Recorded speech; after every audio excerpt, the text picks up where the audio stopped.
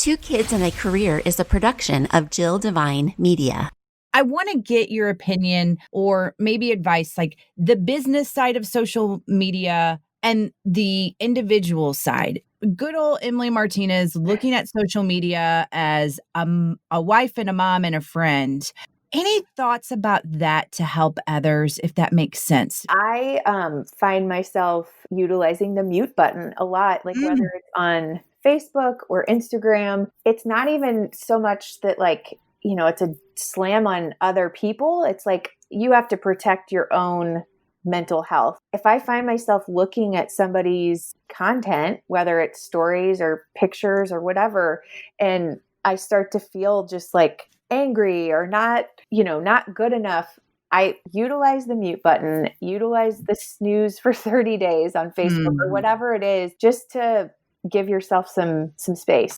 Evoke Creative is a proud sponsor of Two Kids and a Career. They help small business owners like me brand with purpose and market with intent. The ladies at Evoke Creative will help make your digital presence known. Learn more at evokecco.com. That's evokecco.com. Hi there and welcome to Two Kids and a Career. I'm Jill Devine. As an entrepreneur, wife, and mama, the daily grind of trying to build a business while taking care of kids and trying to maintain a healthy connection with my hubby, it's a lot.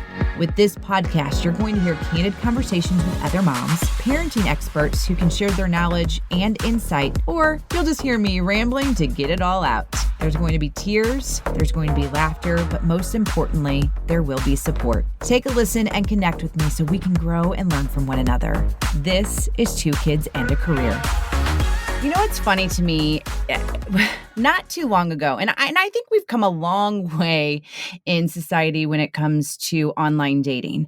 I feel like it was a thing that you didn't want to be a part of, and then it was sort of a thing you wanted to be a part of, and then everybody wanted to be a part of it. So when you get to meet people and you find out, oh, you met your spouse through online dating, now it's not as big of a deal as it used to be. And so I'm saying all that to set up my guest this week, because I kind of feel like it's an online date that we have met. We've never met in person. So I have Emily Martinez on the podcast this week, also known as Emmy Lou Styles. Welcome to Two Kids and a Career. Hi, thank you for having me. This is a first, but I'm excited to be here. Yay! I like being the first. I like that. It is a very strange dynamic as far as online and social media. And I think I'm becoming more in tune with it too, now that I am on my own and I'm doing this stuff. But there's lots of questions that I have in regard to the digital world and brand ambassadors and influencers and bloggers and all of that good stuff. Yes. I mean, it's just cray-cray. And for you, this is still fairly new for you. So let's first back it up a little bit. Tell me a little bit more about Emily. All right. Yeah. So I am a mom of two. Married to my college sweetheart. We live here in St. Louis, and really, like, my career has always kind of been in the marketing world. Shortly after graduating college, had a couple different jobs, and then pretty much immediately, right when kind of just all the online marketing stuff really started to come about, is when I started. I actually worked at a company called NSI, and now it's Ansira. And that's kind of where I got my start in the digital space, and then kind of bounced around a lot. And ultimately, once I started having my kids, I just kind of felt like I wanted to have just more freedom and flexibility. Did the corporate stuff for a while, and I mean, the next step for me in the corporate world was really to manage people. And I don't know, it's just not something I really wanted to do. And always kind of had this passion for sharing. We bought our house 8 years ago, so pre-kids. And during that time, I started to kind of document all of our projects and things that we were doing in our new home because it needed a lot of work.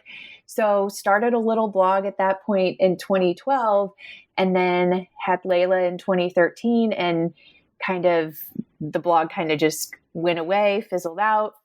Had Henry a few years later, and continued to work in that time frame. And then once I had Henry, he turned a year old, and I kind of just decided, like, you know what, I really want to do this blog thing. And so I got back into it. So in 2017 is when I launched Emmy Lou Styles, and I haven't stopped. I mean, I can remember like sitting on the couch telling my husband, yeah, I think I'm going to start a blog and I'm going to really do this. And I mean, really, like, I haven't looked back. So yeah, here we are. Yeah, and you are killing it, but we'll get to that in a second. Okay, so Emmy Lou Styles. I got to tell you, my oldest daughter, her name is Louise, and so Oh, we call her Lou. So that's your middle name is that's my Louise, middle and name. Yes. then So the Lou. yeah, so Lou is kind of a play on Louise because that's my middle name. Mhm. Obviously, live here in the Lou. The Lou. And yeah, kind of growing up, my mom kind of always would most of the time my parents would call me Em, but occasionally I'd get an Emmy Lou, and so it's kind of just a nod to the past, I guess. And I don't know. That's kind of just how it came to be. So a lot of times, like in the Instagram world, people think my name's Emmy, Yeah. but it's actually Emily. But no, that's kind of how that came to be. And then the styles. I mean, is that Yeah, just because of the fashion or it kind of started as that. I think going into it, I thought, yeah, it's going to be heavy on the style and the fashion side because I've always been drawn to that. But really, it's kind of style in all facets of life, really, Mhm. because I've started to share just more of our lifestyle, really. The day to day, what we're feeding the kids, what we're doing, what projects we're doing in our house right now. So I don't really like niche down on one specific area. It's kind of, just kind of sharing the everyday and hoping it inspires or helps people along the way. And so you wouldn't get offended if somebody actually called you Emmy, though? No, no, it happens a lot. And no, that's fine. Uh, I wanna talk about motherhood and something that resonated with me that you said on your blog about that you are a stay-at-home mom, but you're a working mom, and you have chosen to send your kids to daycare, Yep. and 100%. I just don't understand how some people can think that even if you are a stay-at-home mom, and essentially I have shifted my entire career to where I am a stay-at-home mom trying to have a career, Right. but, I feel you. yeah, you need space and you need a break. I mean, this has Yes. been a really big struggle and a big conversation that has been had literally in the last week between my husband and me and my mother and some of my best friends because, well, obviously we have COVID and then that makes Right. everything worse. So, like, we are in a situation where our girls' school closed down for good. So there was no option. Like Right. there's been no option. And so we have made the transition, and the thing is like I get conflicted because I think, okay, this is a blessing that I'm able to stay home Sure. and be with them because there is no childcare and it's financially saving us money. But on the Right. flip side, I'm like, I need Like you're them. kind of having to put your stuff on the Yes. back burner. Yeah. Yes. Yes. Um, so yeah, I mean, even for me because yeah, it wasn't just like a light switch overnight that my husband and I were like, yeah, you know what? You can do this. Right. You can quit your corporate job and start doing this.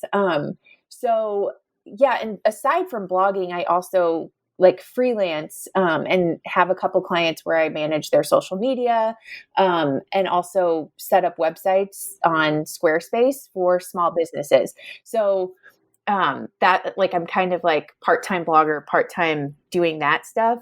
So Full-time worker though. right, yes, exactly, from my home. And so I've been doing this now for a year and a half, and it's honestly, I just feel like I'm getting to a spot where I'm like comfortable with it. Like it's strange because it's all I wanted for the last, 7 years or something, was to be in this spot. And then when I finally got in this spot, it was almost like I was like not embarrassed, but yeah, I mean, I guess just kind of a little self-conscious about like, oh yeah, I work from home, but my kids go to daycare.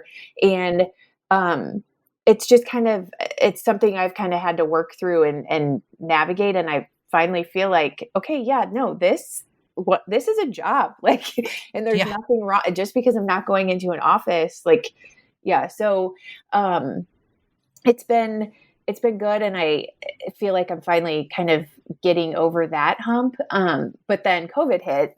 So that was a whole nother new territory to navigate, as we all know. But yeah, I mean, and my husband works from home too. So our kids right now are in daycare 3 days a week. But my daughter is going into first grade. And so her school is actually going to be in session, with lots of restrictions. So we'll see how that goes. But once COVID hit back in the spring, it was a lot of divide and conquer. And I pretty much handled her schoolwork so that my husband could work in the basement, and he's on conference calls a lot during the day. So those couple months, I felt like, the kids were home every single day. So it was a lot of working in the evenings and trying to fit it in where you can, which, that aspect is nice, being able to do it. But I also feel like it's almost like you can never turn it off. No. Because your work it's always there. So I wish I had an answer. I try to really I put like limits on my phone so that I get like alerts that say like, okay, like, you can't access these apps during these times of the day. And that helps a little. It kind of just, you can obviously click out of those and still access those things on your phone. But, so much of what I do is from my phone that I kind of felt like I had to implement some barriers like that, just to at least like throw up a red flag to myself and say, okay, like chill out, it'll be there later, kind of thing. So yeah. And that when COVID first hit, and then the quarantine, and it's still really it's so going funny. on. Like when COVID first hit, I feel like, and I talk about this with my girlfriends too, and we laugh about it now, because it was just like, oh yeah, like the teachers are going to send home like 2 weeks of schoolwork because we were going into spring break. It's clear. I can clearly, vividly remember the day, Yep. It's like, Me too. okay, yeah, like they're going to have spring break, and then I'll teach her for a week, and then she'll go back to school at the end of March. It'll be great. And right. Wow. Like I remember sitting in my oldest daughter's room, and we get the email and a text that says, okay, we are not it was a Sunday. Yeah, it was a Sunday night. Like, we are not opening the doors tomorrow. 2 weeks. And we're like, okay, we're going to scramble a little bit because I had some stuff, but we figured, And then here we are. Right. I don't know. It's a funny conversation that my girlfriends and I keep having, because we're like, yeah. And now we're about to enter the new school year, and we don't know what the heck going on. Right. At first, everything was a little bit easier because my husband was furloughed. So we had both of us home, and so we could divide and conquer. Well, I think probably at first we just kind of were there wasn't a schedule. It was just whatever happens. And then finally I realized like, okay, we've got to figure something out, because one of the things that I was doing was I was working a couple hours here and a couple hours here and a couple hours there. And I told him, I said, I need like a full day work. Like if we can figure this out to where maybe 2 days a week I work all day, like no interruption. And no, I mean, he did a great job, but it's different when their teacher is here versus dad. You know, they know they some magically forget that I'm here when the teacher's here. But any other time they know I'm here. But then it turned back into the hardest time when he went back to work. And we were still very restricted. Nobody was helping. Parents weren't helping. It was then that became a situation where then I was working until 1 or 2 in the morning. And guess what? You can't really turn it off. And then the next day I'm tired and cranky. So it's just been this vicious cycle to where we're just now figuring out some sort of schedule to where I can get my stuff done. Because listen, I have no problem screaming from the mountaintops that I was not designed to be a stay-at-home mom. I love my career. There's nothing wrong with that. There's nothing wrong with wanting to be a stay-at-home mom. Those women are freaking heroes in my mind. But like I have been learning just in therapy and talking with others that I'm not complete and I'm not me if I am not doing what I love. And this is what I love. And blogging is what I love. And helping others is what I love. And if I am not fulfilling that, I'm not a good person. I'm not a good mom. I'm not a good wife. I'm not a good friend. And so that's been the biggest hurdle. Totally agree. I know. I wish I had the answers. I mean, there are no answers. Right. There aren't.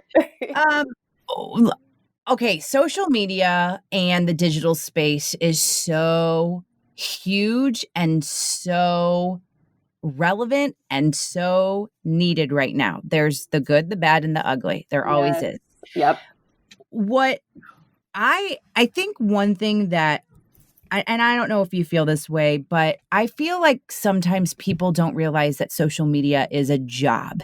It is a full-time job. And I mean, I'm scrambling. I have no clue. I'm trying.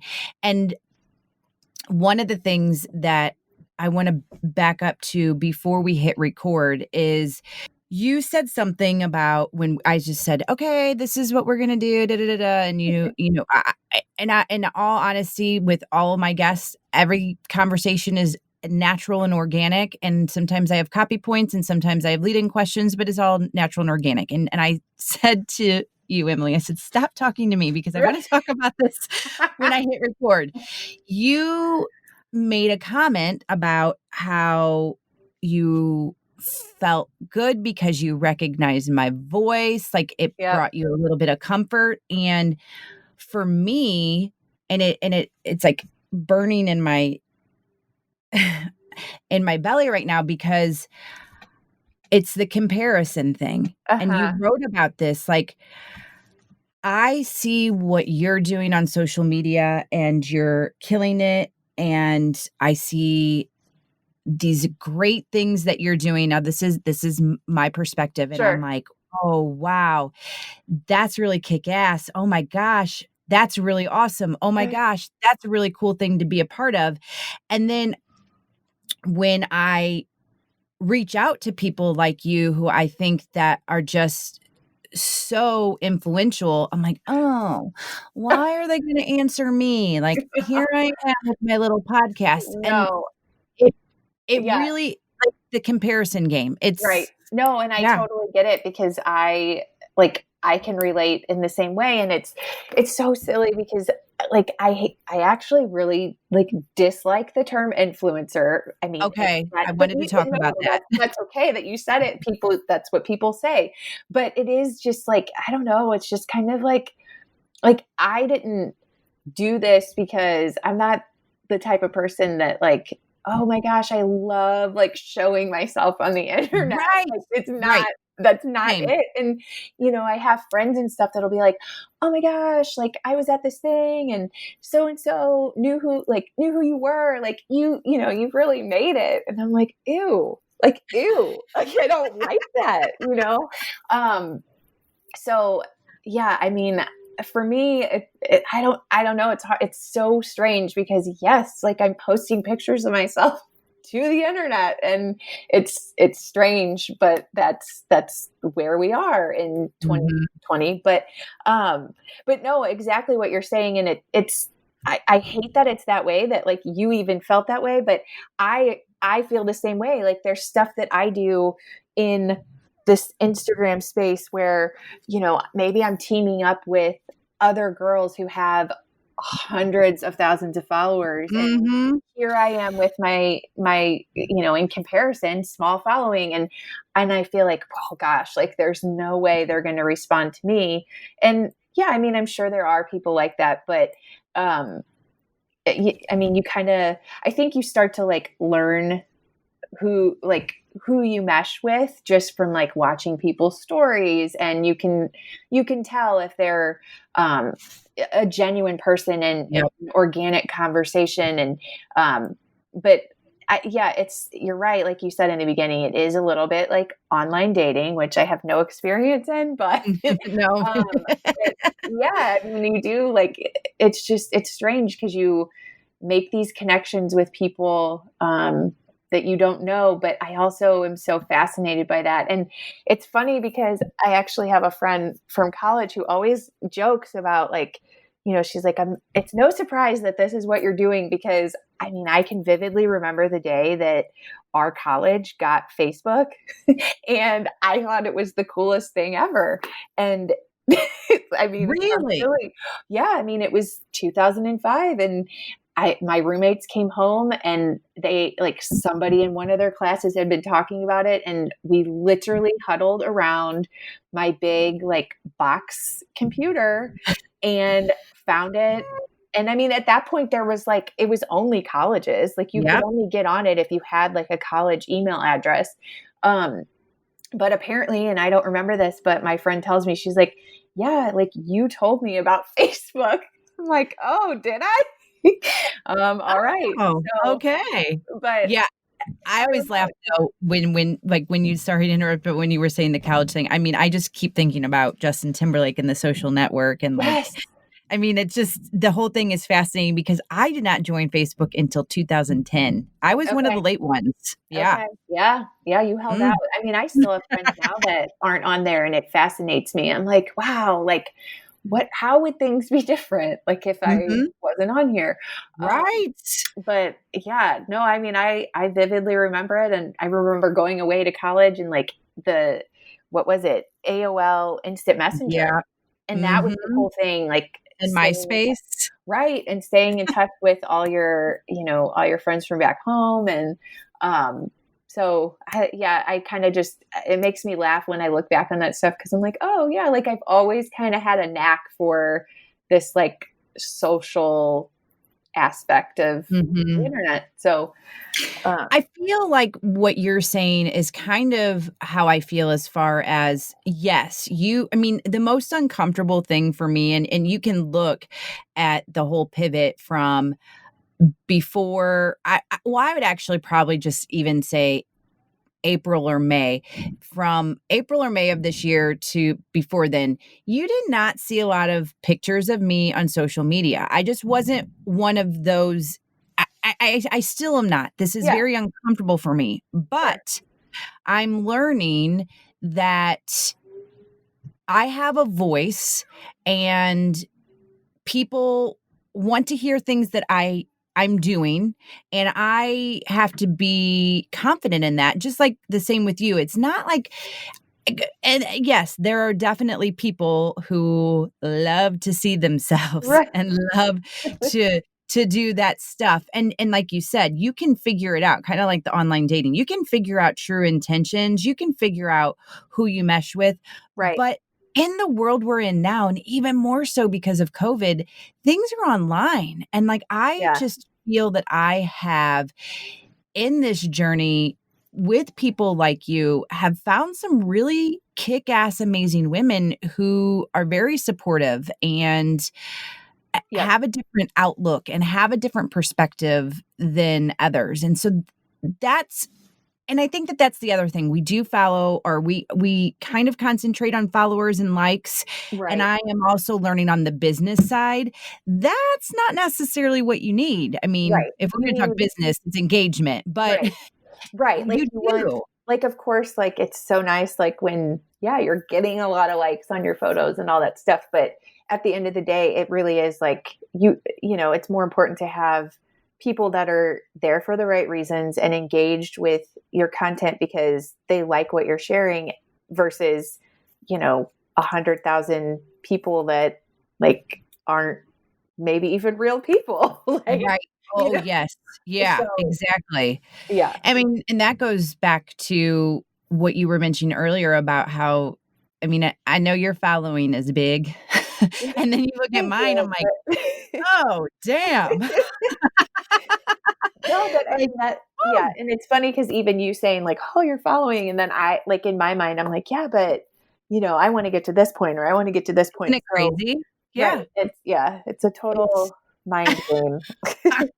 Um, it I okay, I want to then now shift to the business side and the social Sure. media side and, the digital aspect. Okay, you're not the first person, and I feel the same way about the influencer title, and I Sure, think yeah. it's because you have just like anything, you have that individual who takes advantage of that, and then you have the individual who understands and gets it, but it just feels, "Eh."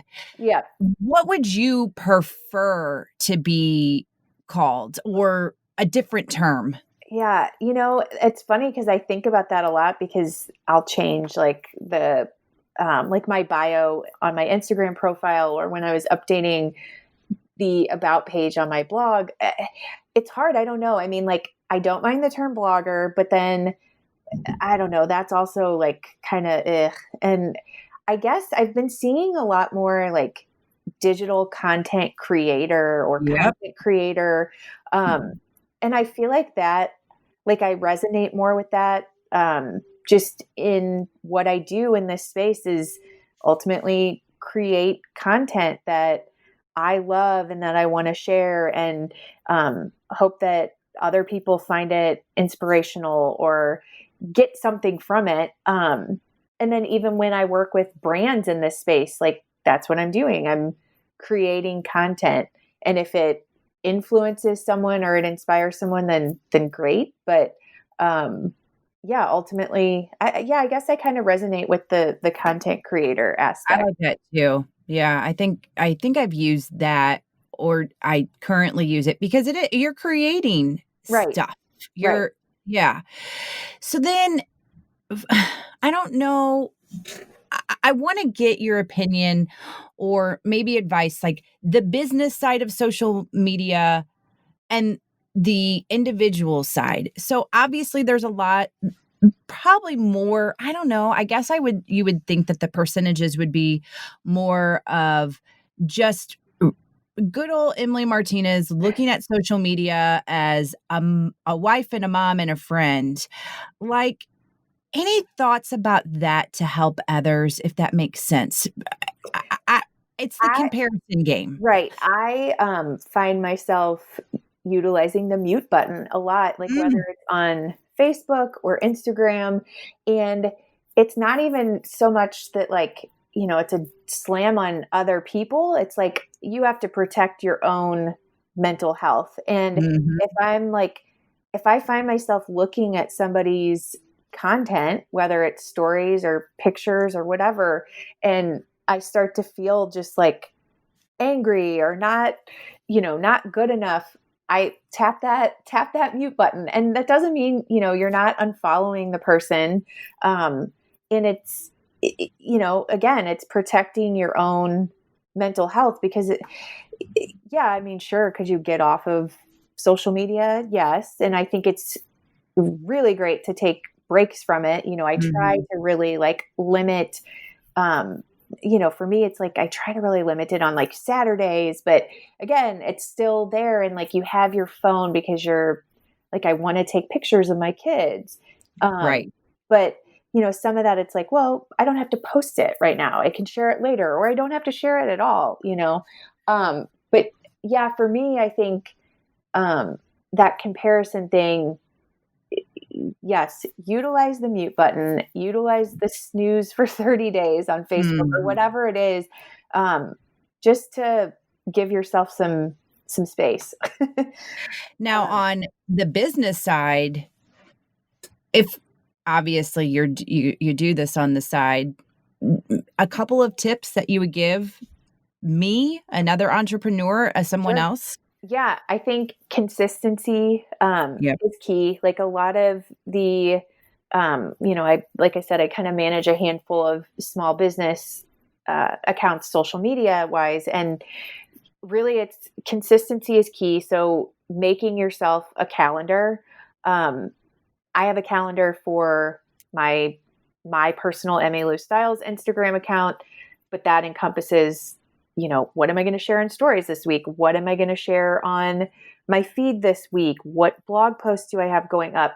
And it's literally just a simple Google sheet that I, keep track of, and it kind of helps keep me on track. And same for these small businesses that I assist with as well.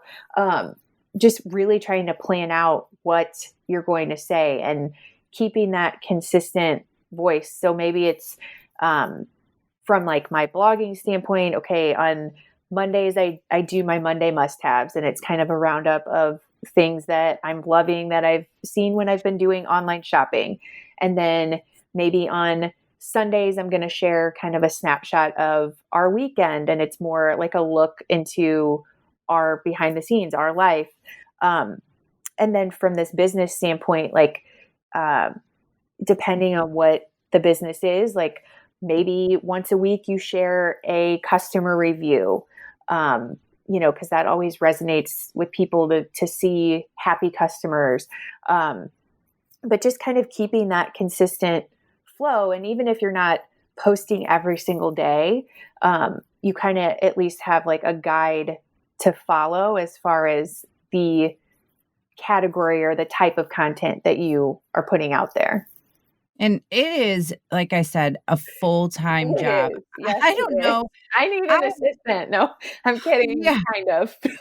No, for real. Like, I look at your stories on Instagram, I'm like, how the hell does she create those? I mean, Oh, damn. yeah, and I think now with some of these enhancements that Instagram just rolled out, like I feel like that helps a little bit, because sometimes to make some of these really cool graphics and things that you see people putting on stories, it's like, okay, well, that's another app I have to have, and I have to go into this app and create this graphic with this text and then upload it into Instagram. But now, and I think most people have it now, or maybe it's still kind of a phased rollout, but now The new fonts? the new fonts, which I'm still like, I've just been like dipping my toe in the water to try some of the other ones, because I'm like, nope, give me the typewriter. I just want the typewriter.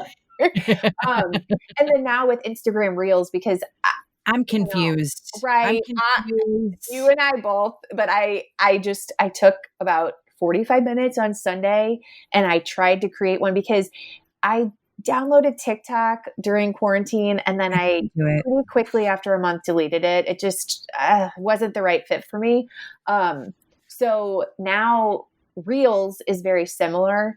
And what's the purpose of Reels, though? I think it's just really to create, and I'm still trying to figure that out too. But from what I can tell, it just kind of feels like a fun way to create stories. Really, like for me, I can see myself using it if I'm trying on different outfits and showing you how to style certain pieces. It's just kind of a fun way to quickly go through those, and maybe not even like have to talk during it. Like it's kind of more like visual.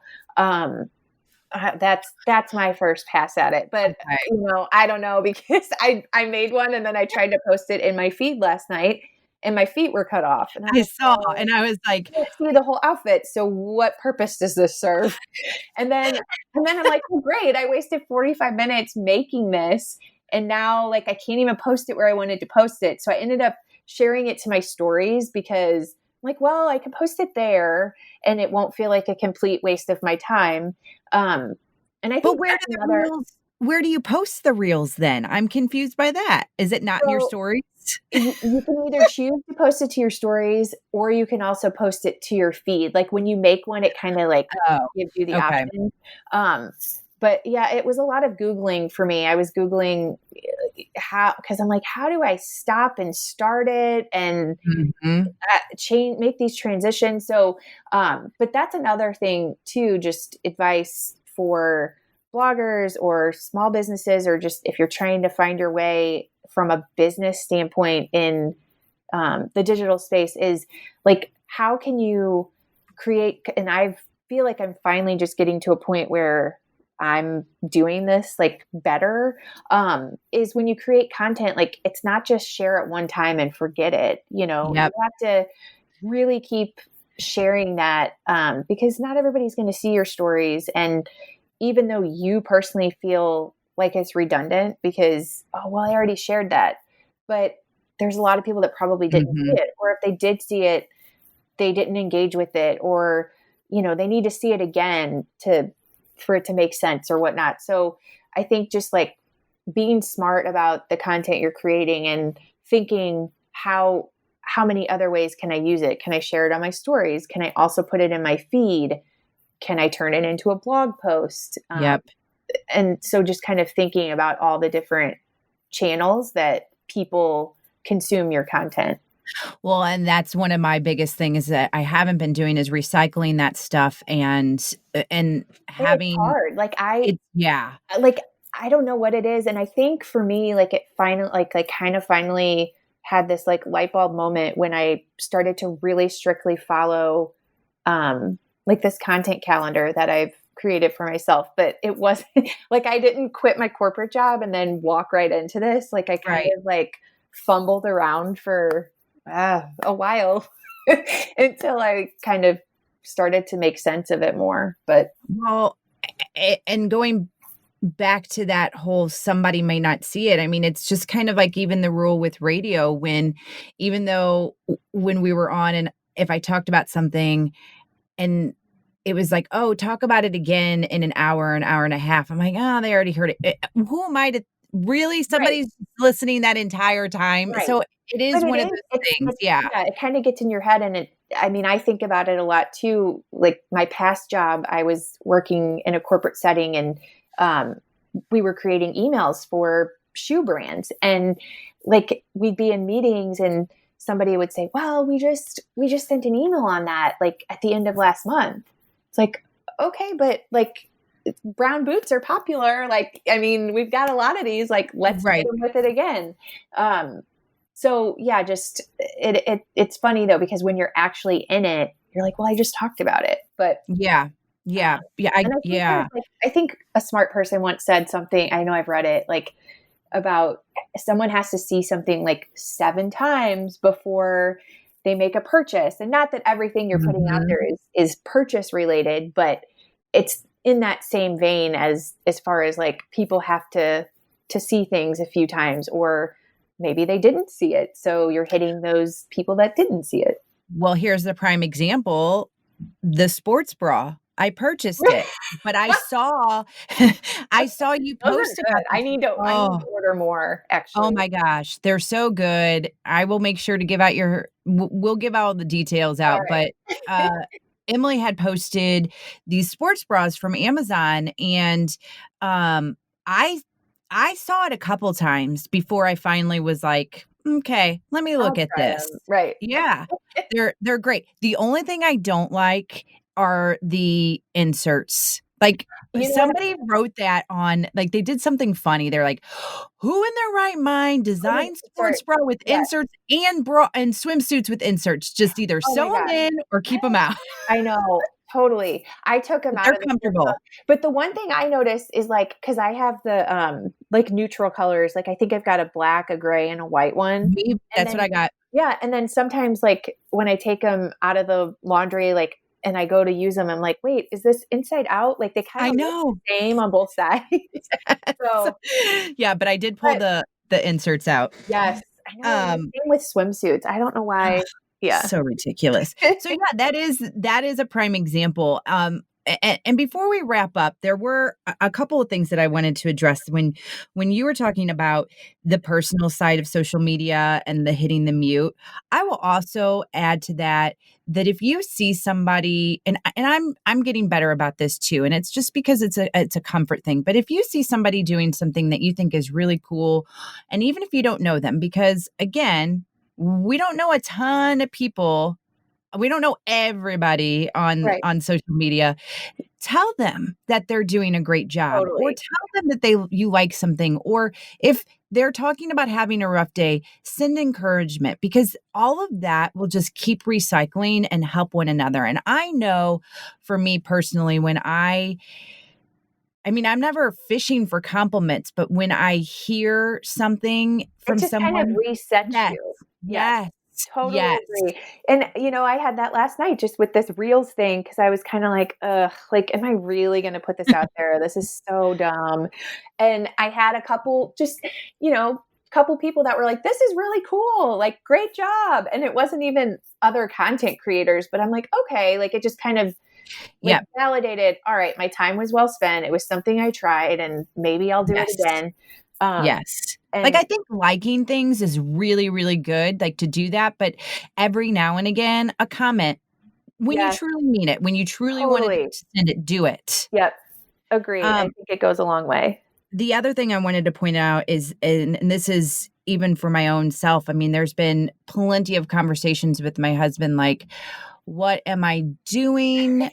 Why did I create this business? And then he'll be like, Jill, it hasn't even been 6 months. And so just to hear, and even one of my best friends, she's like, Jill, our business it's been 3 years and we have reinvented and redesigned and done everything multiple times. And so I think the patience factor, I'm not very good at that, but to remind myself to be patient. Yes. And you really have to be in this space because I don't want to say it's saturated, but It is. It is. So many people now are, everybody's selling something or everybody's like, you just kind of have to find your circle and really focus on you. Like I find myself sometimes like in that mindless scroll and it's like, nope, stop it. Like, I'm not going to keep scrolling. Like, what can I do? Like stop scrolling and go focus on something that I can do for my blog, my business, and, take a step back from the mindless scrolling. Yeah, totally. Well, where can people reach you? Give all the deets. Yes. So you can follow me on Instagram at Emmy Lou Styles, EMMYLOUSTYLES. And I also have a blog under that same name, emmylou.styles.com. I'm on Facebook and that's where you can find me. What about your freelance stuff? So freelance really has kind of been a lot of word of mouth. I actually have a website that I purchased for that side of my business and I still have not launched it. But if you are interested in talking to me about anything along those lines, you can email me at emartinez1129@gmail.com. And will you do that one more time? Yes, emartinez1129@gmail.com. And I will have everything also linked up in the show notes at jilldevine.com so that if you missed any of this because you're driving or you're taking a walk, you can't write it all down, it will all be there. And I cannot wait to actually meet you in person. I know. We need to have coffee or something sometime. Like our first date. Yeah, it's like I feel like I know you. Ditto. Like It's so good to talk to you. Like, Right. this is so great, but eventually this will have to be in person, and Yes. yeah, we'll keep everybody Sure, I would love updated that. on you. But if you are looking for some great content and especially some style, she's got lots of tips. You should go follow Emmy Lou Styles. Emily Martinez, thank you so much. Thank you for having me. This was a lot of fun. All right, it is time for this week's Supermom Shoutout. Are you ready? Yes, I know you are. It is from Kate on behalf of her best friend, Jenn of Foristell, Missouri. She writes, Jenn is a killer mom of 3 sweet, crazy, loud, and adventurous kiddos. She manages all 3, which, by the way, they're under the age of 7, most days on her very own because her hubby travels in and out of town, and you'll never hear her complain about a single thing. They're dressed in the cutest wardrobes ever. There's activities planned all day long. She plans out breakfast, lunch, and dinner, the walks, the bike rides, the baths, and so much more in there, all while working as a hairstylist behind the chair. She not only is an amazing mom, but she gives so much encouragement to other moms too on a daily basis. She definitely deserves a shout out, and she would do anything for those kids, and I love seeing her advocating them daily. I see you, and I support you, and I shout you out, Jenn. This is your Supermom Shoutout. If you have a supermom that you would like to nominate, email me, hello@jilldevine.com, and all I need is her name, where she's from, and a brief description as to why.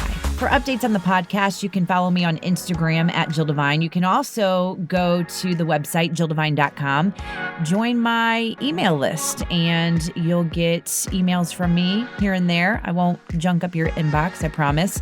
And that is all at jilldevine.com. Lastly, can I ask you to please subscribe, rate, and review the podcast? Any love sent my way is so appreciated, and I'm truly thankful. I hope you have a great rest of your day, and I will talk to you next week with a new episode of 2 Kids and a Career.